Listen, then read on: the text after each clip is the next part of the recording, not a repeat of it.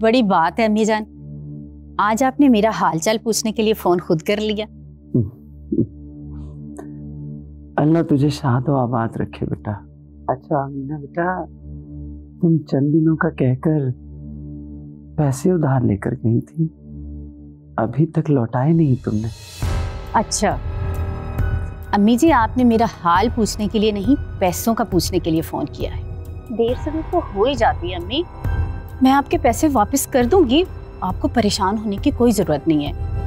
वो अहमद को नुकसान हो गया था ना, इसलिए आपके पैसे लेट हो गए।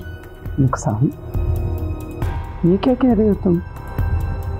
भाई उस वक्त तो तुम कह रही थी कि अहमद को बहुत ज्यादा नफा होने वाला है। तो एक बात बताओ अम्मी बेटा, तुम्हारा खामिद जो है ना, घाटे का सौदा करने वालों में से तो नहीं है। अम्मी जान, अहमद ने जो घर लिया था ना, उसमें मुनाफा तो हुआ था, लेकिन अहमद ने लालच में आके एक और घर ले लिया, उसमें नुकसान हो गया। बेटा ये नफा नुकसान का तो तुम जानो या तुम्हारा खामिद जाने, मुझे यूं करो कि मेरे पैसे लौटा दो बेटा। अम्मी जान, आपके पैसों पर हमारा भी तो कोई हक है ना, इतनी बेरुखी तो ना दिखाएं। पैसे आते हैं तो मैं आपकी पाई पाई लौटा दूंगी। हाँ।